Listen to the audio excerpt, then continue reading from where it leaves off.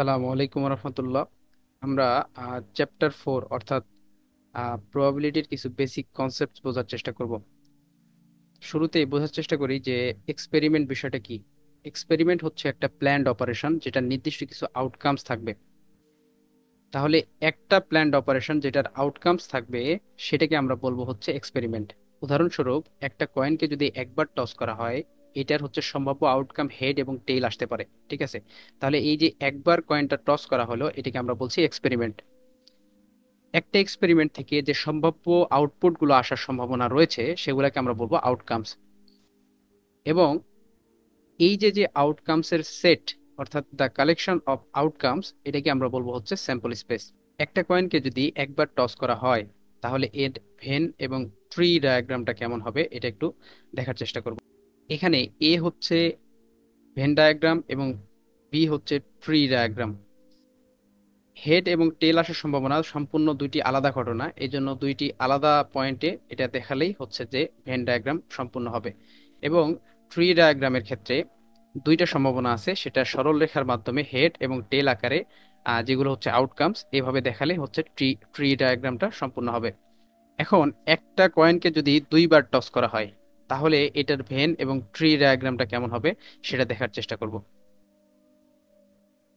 যখন একটা কয়েনকে দুইবার টস করা হয় তখন চারটা সম্ভাব্য কম্বিনেশন তৈরি হতে পারে।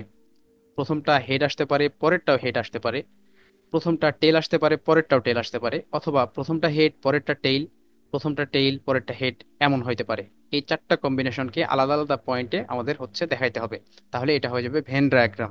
ট্রি ডায়াগ্রামের ক্ষেত্রে প্রথম টস যখন করব তখন হয় হেড আসতে পারে অথবা টেইল আসতে পারে। ঠিক আছে, এখন প্রথম টস যখন করা হয়ে গেল, তারপরে হচ্ছে ঠিক এই পয়েন্টটাতে যদি হেড আসে তাহলে এই পয়েন্ট থেকে আবার যখন সেকেন্ড টসটা আমরা করব তখন হেড আসতে পারে অথবা টেইল আসতে পারে। আবার এইটা যদি প্রথম টসটাতেই টেইল আসতো তাহলে এই পয়েন্টটা থেকে যখন সেকেন্ড টসটা করব তখন এখান থেকে হেড আসতে পারে অথবা টেইল আসতে পারে। অর্থাৎ এখানে হচ্ছে হেড এবং হেড, হেড এর মাধ্যমে হচ্ছে হেড কম্বিনেশন পেলাম, এবং হেড এবং টেইলের মাধ্যমে হেড টেল কম্বিনেশন পেলাম। এখানে টেল এবং হেড এর মাধ্যমে টেল হেড কম্বিনেশন পেলাম, এবং টেইল এবং টেইল এর মাধ্যমে টেইল টেল কম্বিনেশন পেলাম। এটা হয়ে যাচ্ছে আমাদের ট্রি ট্রি ডায়াগ্রাম। আমরা এই ম্যাথটা বোঝার চেষ্টা করবো ইনশাল্লাহ।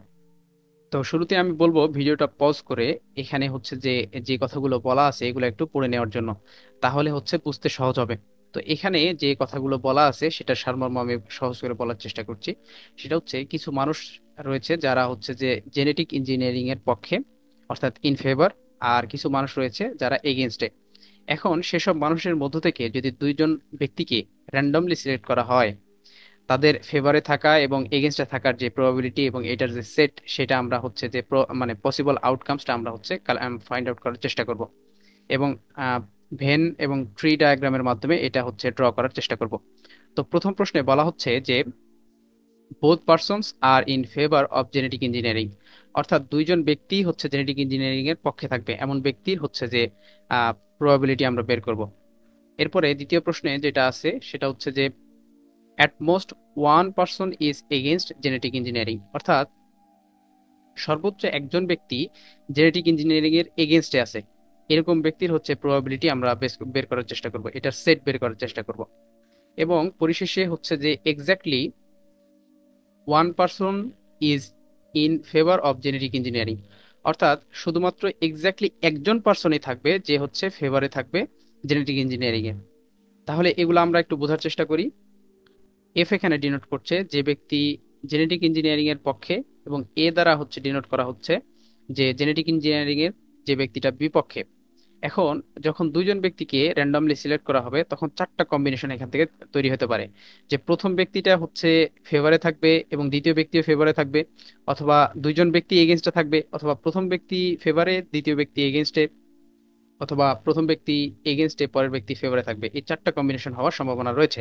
এখন এই প্রশ্নে বলা হচ্ছে যে both persons are in favour of genetic engineering, অর্থাৎ এর মধ্যে থেকে যে যতগুলো আমাদের পসিবল আউটকাম রয়েছে বা আসার সম্ভাবনা রয়েছে তার মধ্যে থেকে আমরা হচ্ছে যে এমন আউটকামটাকে বেছে নেব যে এটার হচ্ছে দুইজন ব্যক্তি হচ্ছে ফেভারে থাকবে। এখানে দুইজন ব্যক্তি ফেভারে রয়েছে হচ্ছে শুধুমাত্র একটাতে। ঠিক আছে, যখন টোটাল আউটকাম থেকে শুধুমাত্র একটা আউটকাম পাবো, তখন এটাকে বলবো আমরা সিম্পল ইভেন্ট। ঠিক আছে, এই জন্য এখানে সিম্পল ইভেন্ট বলা হয়েছে। আর তারপরে হচ্ছে যে বি নম্বরে বলা হয়েছে at most one person is against genetic engineering, অর্থাৎ হচ্ছে সর্বোচ্চ একজন ব্যক্তি জেনেটিক ইঞ্জিনিয়ারিং এর বিপক্ষে থাকবে। ঠিক আছে, তো এইটা কোন ক্ষেত্রে হওয়া সম্ভব? এইটা হওয়া সম্ভব শুধুমাত্র আহ, মানে এইটা ব্যতীত, এই যে অর্থাৎ দুইটাই এগেইনস্টে আছে, এটা ব্যতীত সব ক্ষেত্রে এটা হওয়া সম্ভব। অর্থাৎ আমরা দেখবো যে এখানে আমাদের শর্তটা হচ্ছে যে আমরা দুইজন ব্যক্তি হচ্ছে এগেইনস্টে নিতে পারবো না, তা ব্যতীত যতগুলো আমাদের ডেটা আসবে সবগুলাকে আমরা নিতে পারবো। অর্থাৎ দুইজন ব্যক্তি নিলে সেটা হচ্ছে যে এই শর্তের আওতাধীন আসছে না। এজন্য এখানে হচ্ছে যে এই তিনটার হচ্ছে যে তিনটা আউটকামস এর সেট আমরা আমাদের হচ্ছে অ্যান্সার।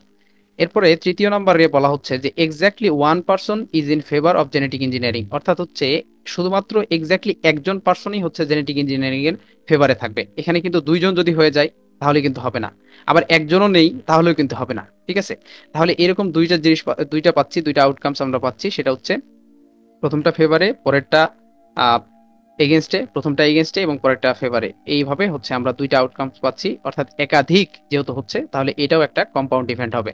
আমরা সম্পূর্ণ চারটা আলাদা কম্বিনেশন পেয়েছিলাম, যেগুলা একটা ডায়াগ্রামে অঙ্কন করলে এটা হচ্ছে যে আলাদা আলাদাভাবে দেখালে এটা হচ্ছে যে ভেন ডায়াগ্রাম পেয়ে যাচ্ছি। এবং ট্রি ডায়াগ্রামের ক্ষেত্রে প্রথম ব্যক্তিটা ফার্স্ট পারসন সিলেকশনের সময় প্রথম ব্যক্তির দুইটা আউটকামস আসার সম্ভাবনা থাকে। প্রথম ব্যক্তি হচ্ছে যে ফেভারে থাকতে পারে, অথবা প্রথম ব্যক্তি এগেনস্টে থাকতে পারে। এখন প্রথম ব্যক্তি যদি ফেভারে থেকে যায়, তাহলে এই ফেভার থেকে আমরা যখন সেকেন্ড পারসন সিলেকশনে যাব, তখন প্রথম ব্যক্তি ফেভারে থাকতে পারে অথবা প্রথম ব্যক্তি এগেনস্টে থাকতে পারে। ঠিক আছে, আবার প্রথম ব্যক্তির প্রথম পার্সন যখন আমি সিলেক্ট করছিলাম, তখন যদি ওই ব্যক্তিটা এগেনস্টে যায়, এগেনস্টে গেলে সেই এগেনস্ট পয়েন্ট থেকে সেকেন্ড পার্সন যখন সিলেক্ট করব, সেখানে আবার দুইটা আউটকামস আসতে পারে। সে ব্যক্তিটা ফেভারে থাকতে পারে অথবা এগেনস্টে থাকতে পারে। অর্থাৎ এখানে টোটাল ফাইনাল চারটা আউটকামস আমরা পাচ্ছি।